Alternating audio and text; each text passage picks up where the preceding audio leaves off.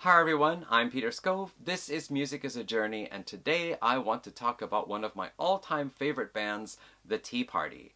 Now I suspect this video is going to get a little bit long, so I'm going to break it down into two parts.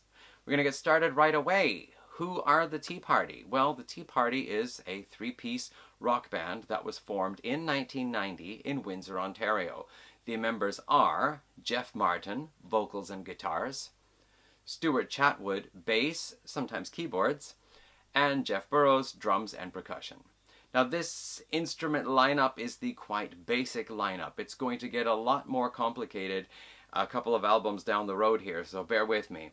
But for now, let's take a look at the background history. First of all, Jeff Martin. He was 4 years old when he received a ukulele and began learning how to play the ukulele.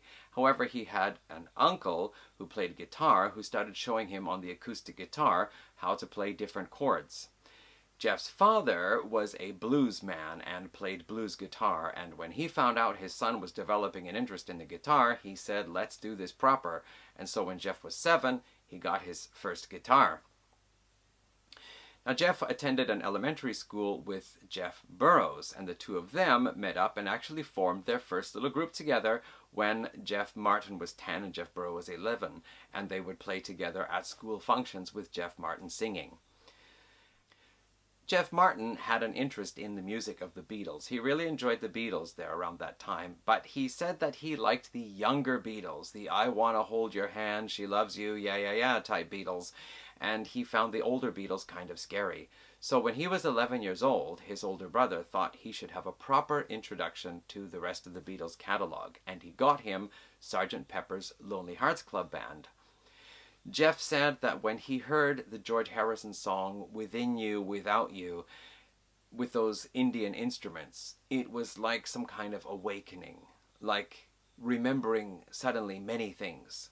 And Jeff has said in many interviews that the impact those instruments had on him made him feel that if there is any argument for the possibility of the transmigration of souls and past lives, then he feels very strongly that this could be it. Otherwise, why would an 11-year-old boy feel such a strong connection to Indian instruments? Given that he grew up in Windsor, Ontario, there wasn't exactly a large Indian population or exposure to Indian music. Fortunately for him, Jeff Burrows, and later on in high school, Stuart Chatwood, would also share this interest in experimenting with music and expanding beyond the borders of rock. Now in high school, I think all three young men were very interested in the music of Led Zeppelin. Certainly Jeff Martin was, because Led Zeppelin was a band that was founded upon the blues music, but at the same time they were a band that experimented and at times included a bit of that kind of Eastern music sound. So Led Zeppelin was a very important band, especially for Jeff Martin, but probably for the other two as well. Now, in these final years there of high school and afterwards, the three young men, they played in different groups, sometimes together. Jeff Martin and Jeff Burrows played in a group called the Stickmen together. But it was one time there in 1990 when they had a rehearsal space. The three of them, with Stuart Chatwood, Jeff Burrows, and Jeff Martin, had that rehearsal space for 6 hours, and they just jammed and played together. And at the end of it, they thought, the three of us have really got something strong here. You know, we should make this happen. Let's form a band.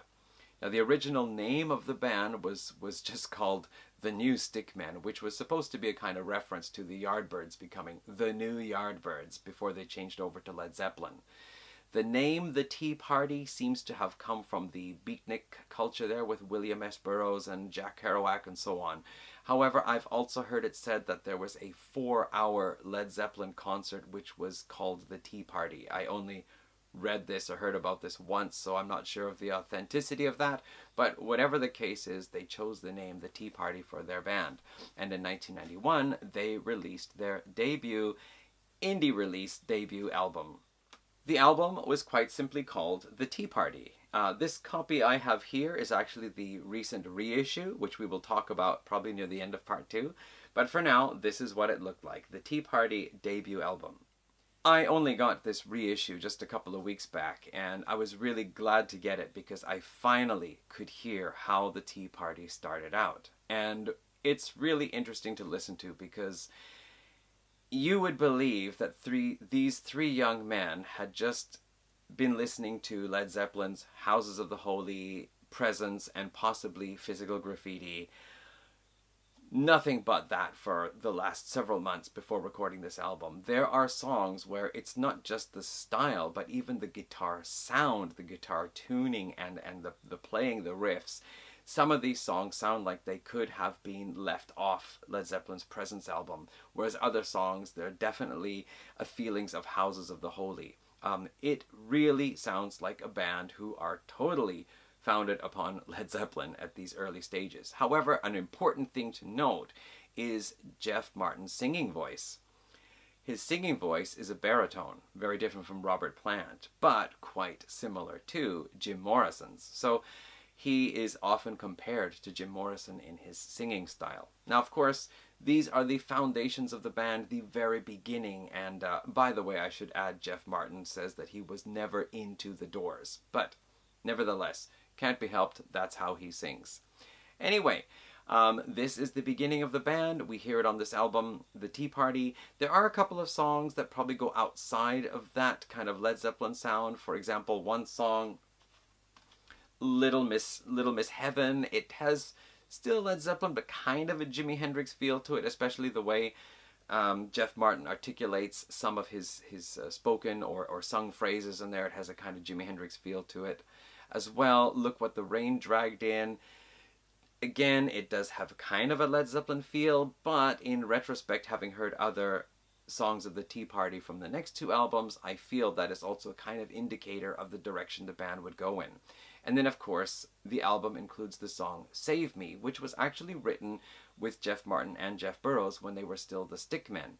And this song here features Jeff Martin playing a bowed guitar, again, a kind of inspiration from Led Zeppelin. But the rhythm is, I think there's a lot of hand drums in there as well as regular drum set, and so it's a bit of an indication as well of the band starting to form their own sound. We also hear on another track, I think it's called Dreams of Reason, where Stuart Chatwood is playing a cello. Alright, now the album, as I think I remember reading, they only ever made like about 500 copies on CD. I think I've also heard there were some cassettes available as well. But soon after that, EMI Canada approached the band and said they would like to sign them. And so that led them to their first official major label debut release. On June 11th, 1993, the Tea Party released Splendor Solace on EMI Canada. The album went to number 20 in Canada, and it got them nominated for Juno Awards for Best New Group and Best Hard Rock Album. Nominations only, but nevertheless, that's pretty darn good, actually. The album featured a lot of new material, as well as, I think, a few songs or a few tracks from the first album were re-recorded and rearranged. So we have Midsummer Day, Winter Solstice, an acoustic guitar piece, which is really very beautiful. My favorite acoustic guitar piece of theirs. Save Me, re-recorded, Sun Going Down, and Dreams of Reason. These re-recorded tracks, I think, are a definite improvement over the originals, and I guess the band had a larger budget for this album than their independent one, so the sound is a lot better, I guess the production and everything. I think it's important to point out also that Jeff Martin is the producer, and basically he was the producer of pretty much all of the Tea Party albums. The interesting thing is that EMI Canada basically just let the Tea Party do what they wanted. They didn't try to dictate, you have to write some singles, you should change the band's style this way or that way. They just let them go, and it proved to be a successful formula, with the debut album becoming quite successful and actually earning them a kind of budget for the next album. Some highlights off this one here, the opening track, The River. This shows how the Tea Party want to develop their sound, and I remember, I think it was Jeff Burrows who said that even though they started out with a heavy Led Zeppelin influence, they wanted to take what Led Zeppelin were doing and run with it. And Jeff Martin also mentioned this as well. They wanted to develop that even further and take it in that direction, leading more with the Middle Eastern and Indian sounds as well. So the River starts off with this kind of almost snaking guitar lick going in. It is also a quite hard-hitting, hard rock song. The album is a really pleasant mix between some harder, more aggressive moments with Jeff Martin's voice having that more kind of rough edge to it, with also very lighter moments. There's one of the tracks on here which is very reminiscent of Led Zeppelin's Rain Song. Overall, it is a very wonderful major label debut, showing quite a bit of variety. There is an excellent video you should watch, by the way, on Sea of Tranquility YouTube channel, where Pete Pardo, who is the usual host of that channel there, is doing a Tea Party album ranking with Martin Popoff, music journalist who has written hundreds of books, who also appears on Banger TV and on other YouTube channels, and two other fellows. I'm not sure who one of them is, but another one is a local musician from Windsor who knew about the Tea Party when they were still just a local small band that were just performing in the local clubs and before they had recorded anything. So that video is really great because you get a lot of background information and a lot of opinions about these albums here. And the interesting thing is that Martin Popoff said when he first heard this album, he thought it was a gimmick album, a band with a singer that sounds like Jim Morrison and plays music that sounds like Led Zeppelin. I mean, we're talking about the early 90s here. The Tea Party debut was released in 1991. That's the year of Nirvana's Nevermind and the year that grunge really seemed to explode on the scene.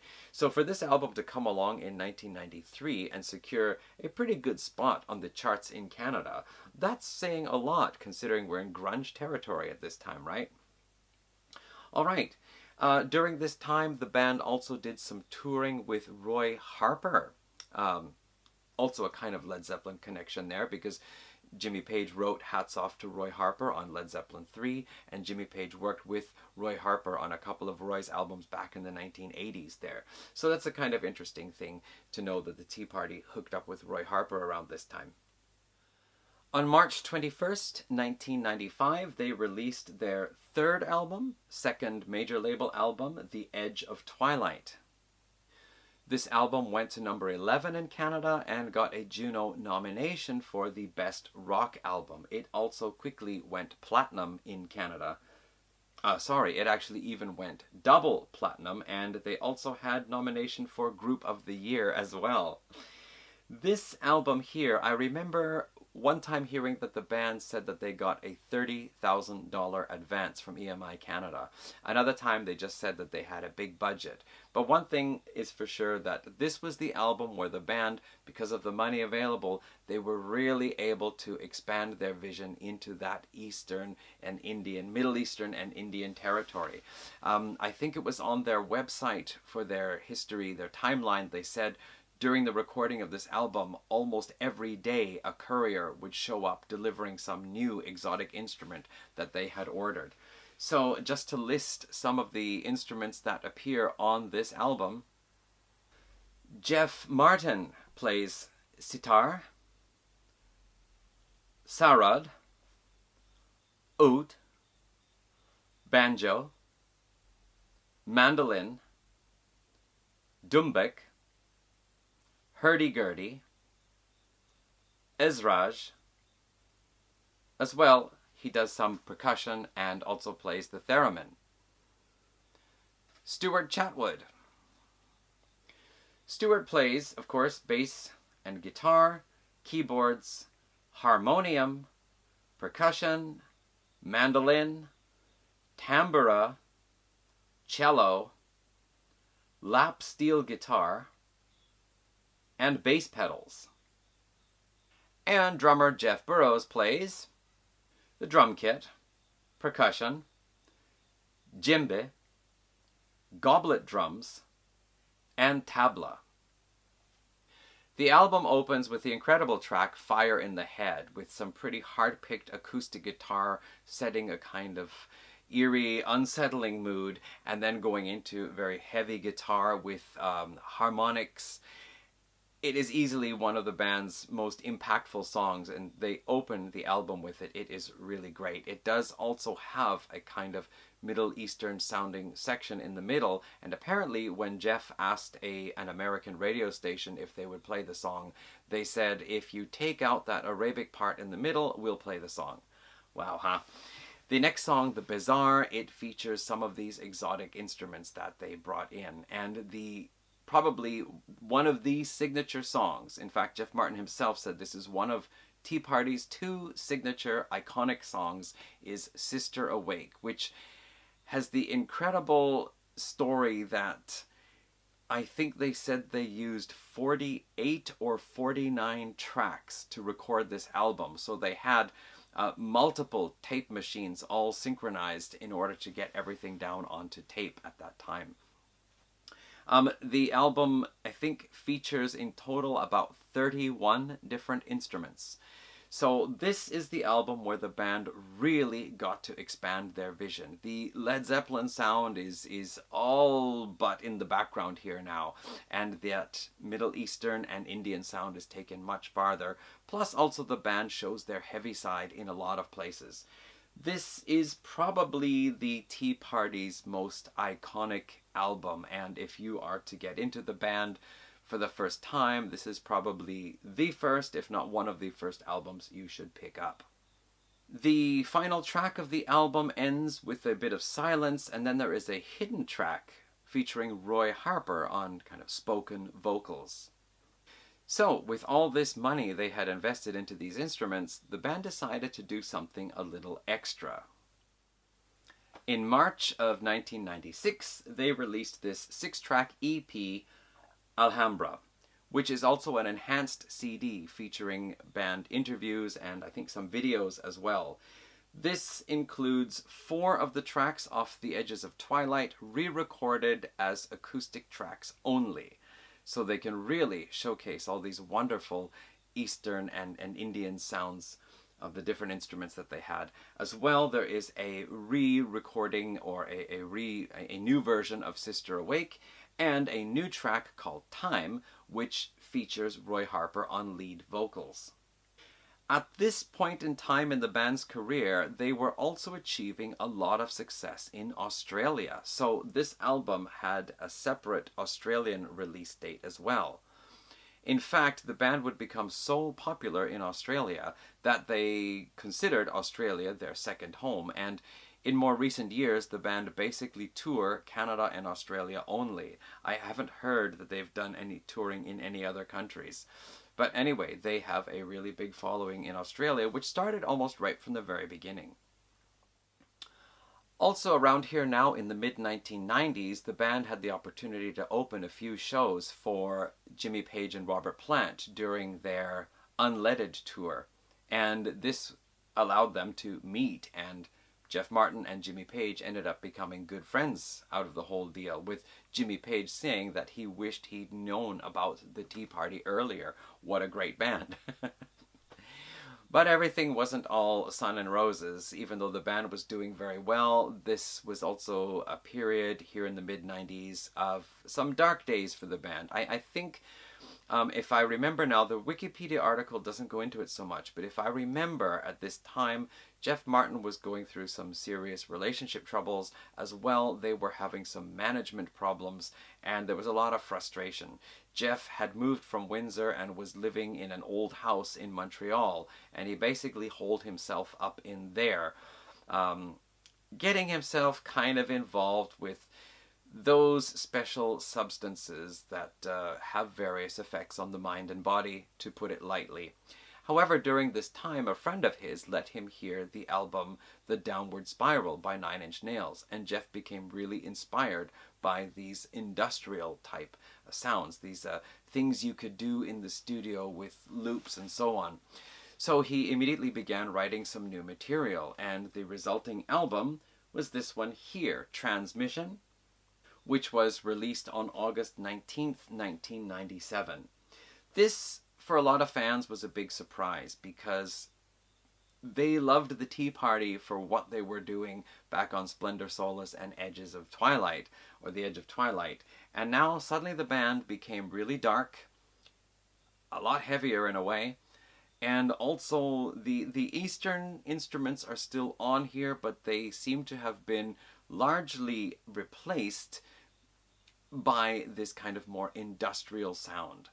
Now I remember Martin Popoff saying in that Sea of Tranquility video that the industrial elements actually are not as strong on there as you would think. You notice them at first, but as the album goes on, you find that they are not the kind of the lead part of the music, but rather yet another instrument being added to the music of the Tea Party. And there was also the fellow from Windsor, I'm sorry I've forgotten his name now, but who was a fan of the band, who was really worried when he heard this and thought, have we lost our special band? Are they going to now become an industrial band? But after listening to the album, he felt if they're going to do it, they're the band to do it, because they have done it really well. They have put out a really incredible album doing that. And I think that is the general consensus of those four people, and as well myself. This was the Tea Party album that I first got. This was the first one I got into, because at that time I was kind of into 9 Inch Nails, and I was interested in hearing more, and I got into like Fear Factory, 16 Volt, and even Marilyn Manson. And so when I heard this, and this was done by a Canadian band, I thought, wow, this is really incredibly wonderful stuff. I love it. It's dark, it's intense at times, but it also has these lighter moments as well. And of course, there were the Eastern sounds and a couple of times the Eastern instruments. So this, for me, actually is a really incredible album. The cover artwork was done by Stuart Chatwood himself, who saw a painting, I forget by whom now, but he was inspired to try his own hand at the brush and canvas and put together this one here. And I believe the painting is called The Earth We Inherit. The album went to number 3 on the Canadian charts. It went double platinum, and it was nominated for the Blockbuster Album of the Year. One other thing I think that's worthy of mentioning on here, the track Release was actually a track that was written in support of women who had suffered from domestic violence. The Tea Party took a very strong stance against domestic violence, and in fact they participated in the White Ribbon charity. At the time I saw one interview with them, maybe around 99-2000, they had 3 years in a row at that time been a part of the White Ribbon charity to raise awareness for women who suffer from domestic violence. So that is a bit of a story there about the song Release. The album also had Temptation, which Jeff Martin said is the other of the two iconic songs that really symbolize what the Tea Party is about, along with Sister Awake. Psychopomp and Babylon were also big songs. Each of their albums, they had about 4 or 5 singles released with promotional videos. So anyway, that was Transmission from August 15th, 1997. June 8th, 1999, they released Triptych, which I guess now we're looking at their 4th major label release and their 5th album. You'll notice the cover is white, and I think that my personal opinion, my personal impression, is that although Triptych has a lot of similar things to Transmission, the two albums are really different, where Transmission is kind of like this black smoke explosion with bursts of flame and massive solid objects hidden inside the smoke coming out to strike you, which I guess is the overall feeling of the music, with the solid objects being the instruments. Whereas Triptych here, I feel the sounds are much more distinct, so for me the impression is more like the smoke has been reduced greatly. It is now a kind of whitish smoke rather than a thick pall of black smoke. And the solid objects that are coming to strike you, the powerful instruments here, are much easier to hear. I think they have brought back a little bit more of the balance now, bringing the exotic Eastern and Indian instruments in a little more clearly, but still keeping some of those industrial or those in-studio type elements. The album, the sound on here is just, it's a bit loud, but it is very clear. It is beautifully produced, beautifully mixed, mastered, whichever. The lead song off here, the one that made the big noise, was Heaven's Coming Down, which was the Tea Party's first song to reach #1 in Canada. Jeff Martin talked about in one interview how they were filming some promotional video, and he said during the video filming time there's a lot of downtime, and he was sitting around in the trailer for a couple of hours waiting for his turn to come on and do a scene, and he had just recently gotten a Rickenbacker guitar, and he was also a fan of the Byrds music as well. He loved that chiming guitar sound, and so he began playing around with the Rickenbacker and playing with some chords, and by the time the 2 hours were up, he said that he went to the other two band members and said, "I think I have just written our greatest song." I don't know if that was meant to be tongue-in-cheek, because at the time he said this in the interview, that song had already long since become their #1 song. But anyway, Heaven's Coming Down, #1 in Canada. The album also reached #4 in Canada and became double platinum. Another thing on here is a song called The Messenger. This was a cover. Oh gosh, I've forgotten the name of the person they covered. I'll put it down here on the screen. But it's the first time the Tea Party covered someone, and they arranged the song to suit more the Tea Party's style. Following the Triptych album, the band then released an EP live at the Enmore Theatre in Australia, and then they put together a compilation album. All red, right? Let's see here. Here we go. Tangents.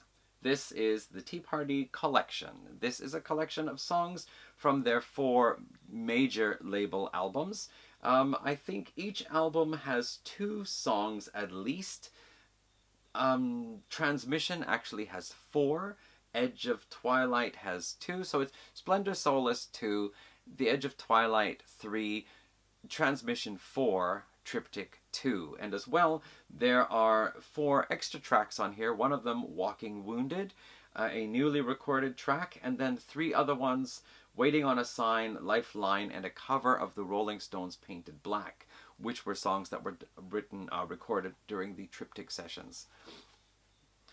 As well, the 2 songs from Splendor Solace, The River and Save Me, were remixed. I think because the sound on Splendor Solace was not quite up to the same level as it was on the rest of the album. So they remixed it to kind of, I guess, make the sound kind of even across the board.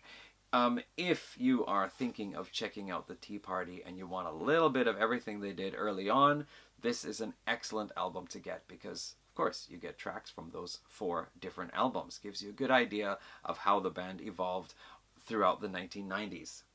Let's see here. Tangents was released on December 12th in the year 2000. It went to #10 in Canada on its debut. It became a platinum album within a few months, and it actually won a Juno Award for Best Artwork, if I got that correct. Which is interesting. We saw it was quite simplistic, but there is also a booklet inside with band photos, as well explanations, the stories behind each of the songs. So that's pretty cool. So for best artwork, it might not just be the album cover, but the whole package altogether. As the last 2 albums had been really studio projects with a lot of time spent in the studio, especially to get those industrial type sounds and effects and everything, Jeff Martin heard from someone, I don't remember if it was a fan, but he said, "You guys are a really great live band." I think that probably has been said many times. And so he felt it was time to get back to playing again, and decided that the band should try to just record a straight up rock album in the studio and not worry so much about all these kind of like studio effects. So the album to come out of that was the Interzone Mantras. And I don't know if you can see it here. The first 100,000 copies in Canada were released with the lenticular artwork. So I don't know if you can see this, that the Shiva figure on the cover is moving. That's pretty cool anyway. The album was released on October 16th, 2001.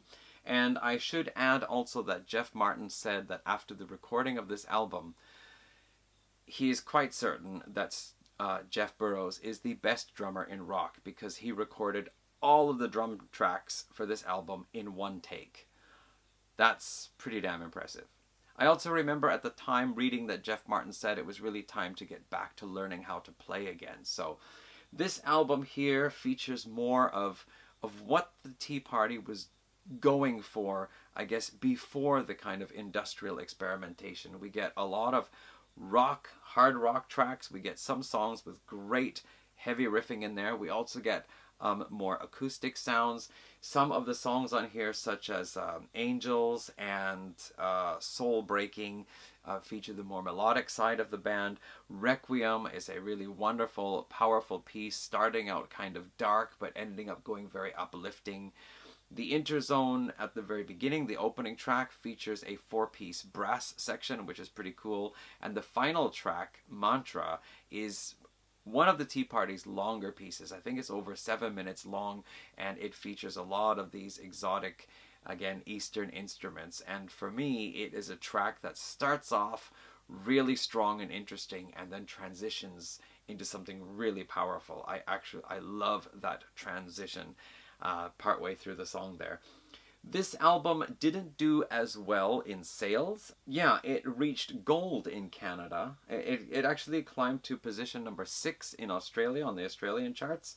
And it also said that the album was actually recorded in 29 days in the studio, which was a kind of record for the band. I guess with the other two, they had spent a lot longer with all these industrial things as well. So anyway, going back to the Sea of Tranquility video there with the discussions about this, at least 2 of the people in the video rated this album as their favorite or second favorite, and just saying that it really captures what they feel the Tea Party are about.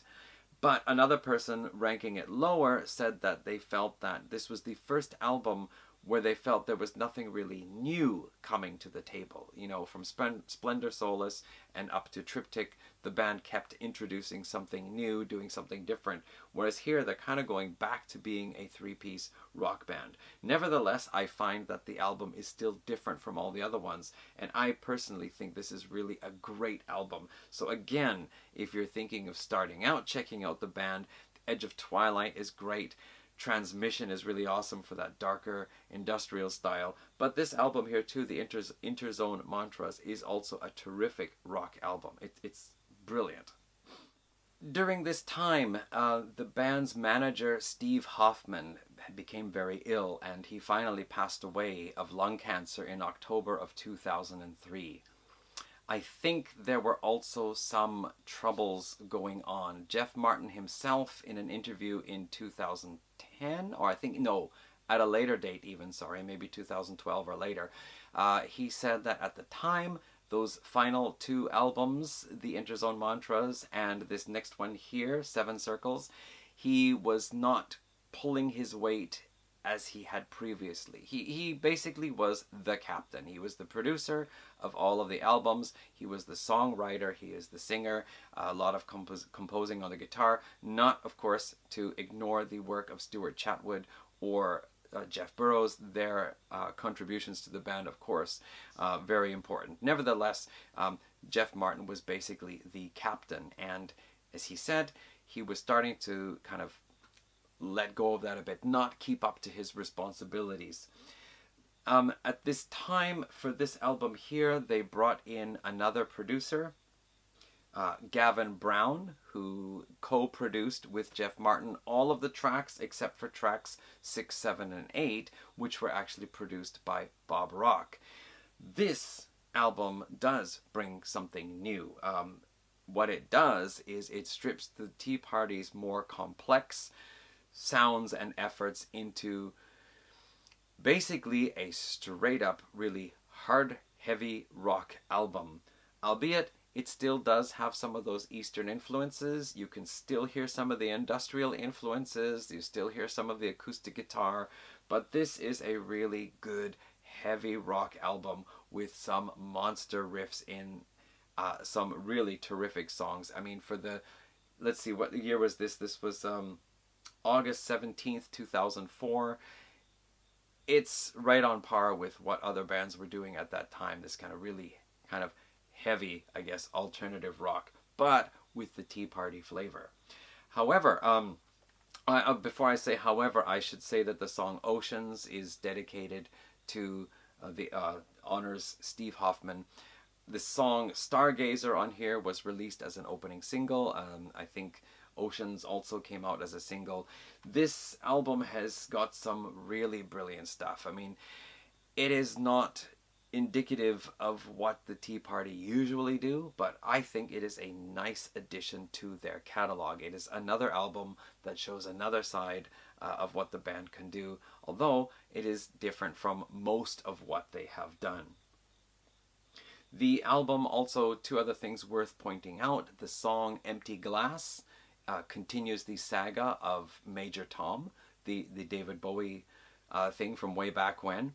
And another song, Wishing You Would Stay, features a duet with Holly McNarlin, who was also becoming quite popular at the time, a Canadian singer, I think, from Winnipeg. I actually bought her debut album and met her at A&B Sound in downtown Vancouver at the time, to her and one or two other band members, to get the CD signed and, you know, shake hands and say, love your stuff kind of thing. Anyway, so she appears on here with Jeff Martin singing Wishing You Would Stay. The thing about the album is that it seems around this time Jeff Martin's personal problems were mounting again, and I'm not... Alright, hold up for a moment here. I'm going to interrupt my own video. Okay, so when I recorded this whole thing before, and I was wearing the other t-shirt, at that time I was basing everything I was saying either on what I remember reading in the past, or based on a few things I had recently read, or on a lot of interviews I had recently watched. As you have noticed probably during the video, when I'm saying something, there'll be some like little extra information coming in. It's because after recording the video, I watched more interviews, and I realized there were some things I'd gotten wrong or I had misunderstood, and I had to correct myself as I was going along editing the video. But coming up here to the Seven Circles and what brought the end of the Tea Party. Alright, I've watched another video, I've learned some more information. So rather than speculate and postulate and so on, I'm going to tell you what I know. So first of all, back in 2005, when the band split up and I first heard about it, this is what I remember reading. I remember reading that Stuart Chatwood and Jeff Burrows were under the impression that the band was going to take a break, go on sabbatical, whatever, take some time off. Jeff Martin, he ended up leaving the country. We'll talk more about that in part 2 of the video here. And with him leaving the country, then the other two basically thought, so that's it, you're breaking up the band. We're not like taking a break, we're actually splitting up. And it seemed that's how it was going. And of course that then led to acrimony between the two guys who remained in Canada and Jeff Martin, who went off to Ireland. There was something else I heard with Jeff Martin where he said that he felt he had lost his way with music, and he felt that he couldn't play again. And he needed to kind of rediscover that joy of playing, that spark. Now, it seemed to weigh heavily on Jeff's decision, and for a long time I was under the impression that, I know Jeff Burrows and Stuart Chatwood were just taking, they were okay to take some time off, but Jeff Martin was kind of like the lost one. However, I recently watched an interview with Stuart Chatwood. I think it's on the AVB podcast. And the fellow who does that, he had an interview with the whole band, I think 2 or 3 years ago. As well, he interviewed Stuart Chatwood alone for over 20 minutes and Jeff Burrows alone for over 20 minutes. So there's a lot of information coming out of those videos. But anyway, what Stuart Chatwood was saying, he felt, and Jeff Burrows also felt, that the band needed a break. Because I guess they'd come off the success of the 90s where they were selling like double platinum albums in Canada and platinum or double platinum in Australia. And he said that recently it had started to become like they had started taking things for granted. Being able to tour, being able to make music videos, having money for making albums. And it started to become like a kind of routine. You just know you're going to go in the studio, you're going to make an album, you're going to make some music videos, you're going to go on tour, and it just started to become a regular thing. And I guess from that perspective there, it seems that, yeah, that they were kind of losing that enthusiasm, that spark, that drive to try something and make something new. I mean, the idea of doing Interzone Mantras as like going back into the studio as a three-piece rock band, making a rock album, and of course they did add some stuff onto it, some overdubs and so on, but you know, that basic thing that we're going to make a rock album rather than a studio project, as they had done for the previous two. There was that kind of fresh approach. And Seven Circles also is a fresh approach. It's something different. It's still taking what they have been bringing into their scene for the last little while and just doing it in a little different way. And, you know, there was a time where I was under the impression that Jeff Martin was not particularly impressed with Seven Circles, that he didn't like the album.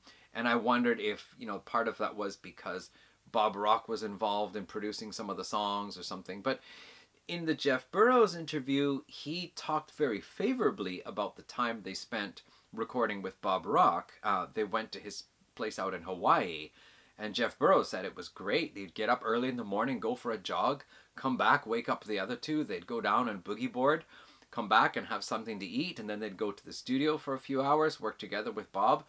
Then they'd go out for a nice dinner, then they'd go back to the studio, listen to what they had done in the day, talk about what they could do to improve it, put in another 2 or 3 hours of work, and keep that kind of schedule going. So it doesn't sound to me like it was a particularly bad time making the album. But anyway, somewhere along the way, the band just felt, okay, we need to take some time off, and Jeff maybe then felt, I really don't know if I can continue writing and playing music. I feel I've lost something. And so, I don't know, I guess that's where the split came in. Obviously, it seems there was some kind of misunderstanding about exactly what the band was going to do, go on sabbatical or split up or whatever. But in the end result was that the band actually did split up and come to an end. Okay. So actually in my original video, I was trying to, you know, think maybe it's this, maybe it's that. But I think the picture is still a little hazy, but it's coming in a little bit clearer. Anyway, whatever. That's what happened. So now back to the video that I originally recorded. Okay, thanks for that. I mean, listening to me. Here we go. Okay, we're going to end part 1 of this video here, and we're going to pick up in part 2 what happened after the breakup of the Tea Party, what the individual members did, and then how it came about that they got back together again. So we'll see that in part 2. I hope you stick around to watch it. And hey, if there are any things that I said in this video, you have additional information, or something I said is not quite correct and you want to correct it, or you just simply want to say anything about the Tea Party, please feel free to leave comments. I do try to read all the comments because I normally don't get so many, and I also respond to them, and I appreciate any additional information you might have. So please do leave a comment, please like all those kind of things they tell you to do, and I hope you will stick around to watch volume 2, part 2 when I get there. Thank you for watching today, and see you in the next one.